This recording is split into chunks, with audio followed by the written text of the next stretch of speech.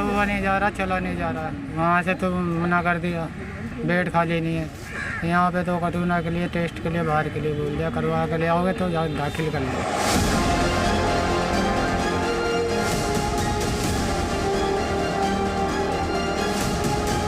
10 तारीख से अब मतलब 3-4 दिन मेरी लड़की इसमें गैब रह गए, कोई पता नहीं। मैं खुद ढूंढता रहा।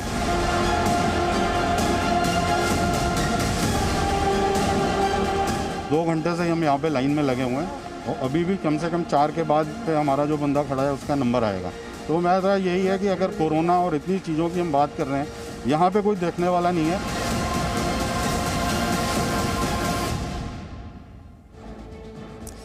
देशहित में आज सबसे पहले आपको दिल्ली के एक ऐसे अस्पताल लेकर चलते हैं जहां कोरोना मरीज परिवार के लिए लापता हो जाते हैं, गायब हो जाते हैं। आप सोचिए कितनी गंभीर चीज है कि जैसे तैसे बेड मिलता है, लेकिन बेड के ऊपर से आप संपर्क कर नहीं पाते अपने परिवार से, फोन के जरिए कांटेक्ट हो पाता है, लेकिन शव गायब हो रहे हैं। कोरोना के शव गायब हो रहे हैं, मरीज गायब हो रहे हैं। मरीजों को ढूंढने के लिए पीसीआर की मदद लेनी पड़ रही है, पुलिस बुलानी पड़ती है। अस्पताल में कोरोना संक्रमित का शव गायब हो जाता है। 24 घंटे तक अस्पताल को ही नहीं पता है कि वो शव कहां गया, बॉडी कहां गई, वो मरीज कहां गया। ये कोरोना काल में दिल्ली के कई अस्पतालों की डराने वाली कहानियां हैं। ये त्रासदी है। हम कितने तैयार हैं, दावे और वादे बहुत किए जाते हैं, लेकिन रियलिटी चेक जब किया जाता है तो उन दावों और वादों की पोल खुल जाती है। ये उन मरीजों के परिवारों का दर्द है, बहुत ध्यान से देखिएगा, जो अपने रिश्तेदारों को ढूंढने के लिए या फिर संपर्क करने के लिए रात दिन टॉर्चर होते हैं और हाथ में आती है नाउमीदी।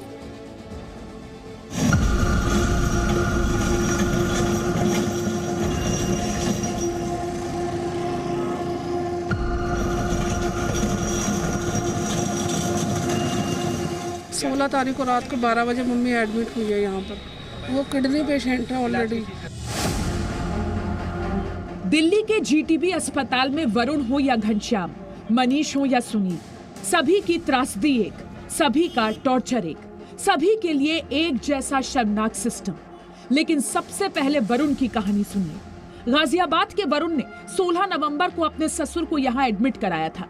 वरुण के ससुर सुरेश राय 72 साल के थे।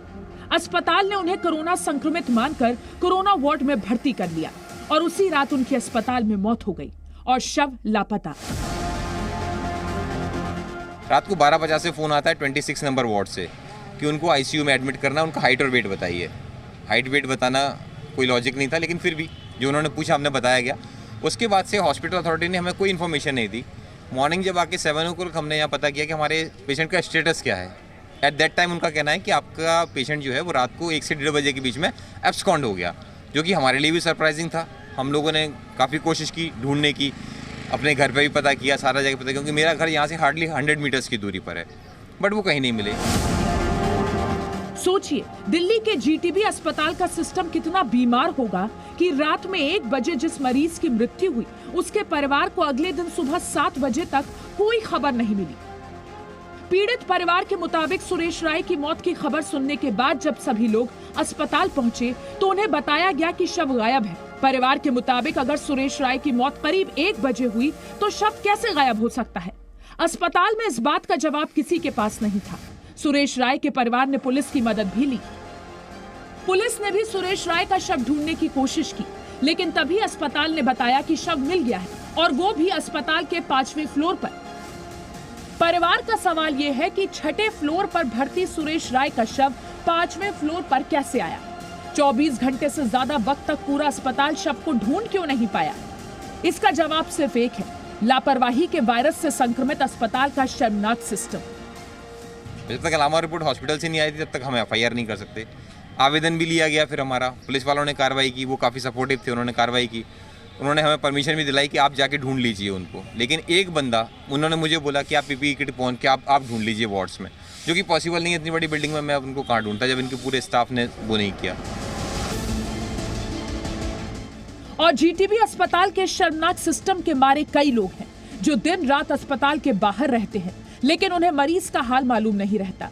ये घनश्याम है, इनकी 24 साल की बेटी भी यहाँ भर्ती होने के बाद लापता हो गई थी। मतलब सफदरजंग से रेफर इसमें कर दिया था।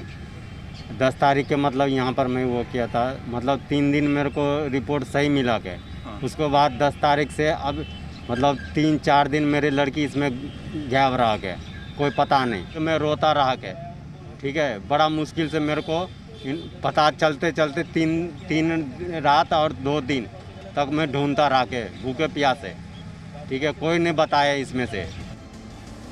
अस्पताल के हेल्पलाइन पर हजारों फोन करने और सीएमओ से लेकर गेटकीपर तक अस्पताल के कर्मचारियों के आगे गिड़गिड़ाने के बाद इन्हें 3 दिन बाद पता चला कि बेटी वार्ड में भर्ती है। लेकिन सुनील को मालूम भी नहीं कि आईसीयू में भर्ती उनकी पत्नी का क्या हाल है। जब इनकी पत्नी अस्पताल में भर्ती हुई तो ढूंढने के लिए इन्हें पुलिस बुलानी पड़ी।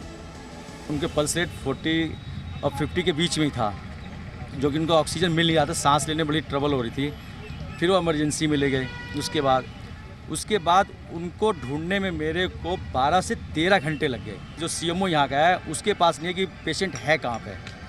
फिर मैंने रात को 11:30-12 बजे करीब हमने पीसीआर को कॉल किया। पीसीआर आई, तब सीएमओ साहब ने 15 मिनट में मेरे पेशेंट के बारे में बताया कि आपका पेशेंट 6th फ्लोर पे MCU उस पर है। जितने नंबर इनके सारे नंबर फ्रॉड हैं। जो दे रखे हेल्पलाइन नंबर जो दे रखे हैं, जो पोस्टर लगा रखा है, ये नंबर आप इनसे बातें। पहली बात तो फ़ोन कोई उठाता नहीं है। अस्पताल का ऐसा ही टॉर्चर मनीष भी सह रहे हैं। मां 9 नवंबर से भर्ती हैं।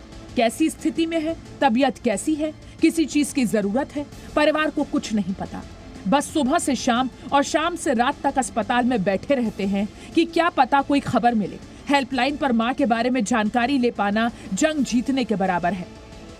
मेरी मदर एडमिट है 9 तारीख से यहाँ पर, तो उनकी कंडीशन ये है कि हम लोग जब भी रात को सुबह 4 बजे हम लोगों ने एडमिट कराया था।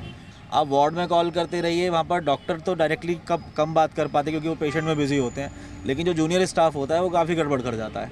आप रिपीटेडली कॉल करते रहिए, 10-10 कॉल करते रहिए, 15-15 कॉल करते रहिए, वो आपको तुरंत बात नहीं कराएगा। जब उसको अंदर जाना होगा, जब उसके पास टाइम होगा, जब उसका मूड होगा, तब वो बात कराएगा। जीटीबी अस्पताल की हेल्पलाइन मदद करती है या टॉर्चर, ये जानने के लिए जी न्यूज ने एक रियलिटी चेक भी किया। हमारी एक और मरीज के बेटे से बात हुई जिसने बताया कि वो लगातार हेल्पलाइन पर फोन करके परेशान है, लेकिन कोई जवाब नहीं मिल रहा।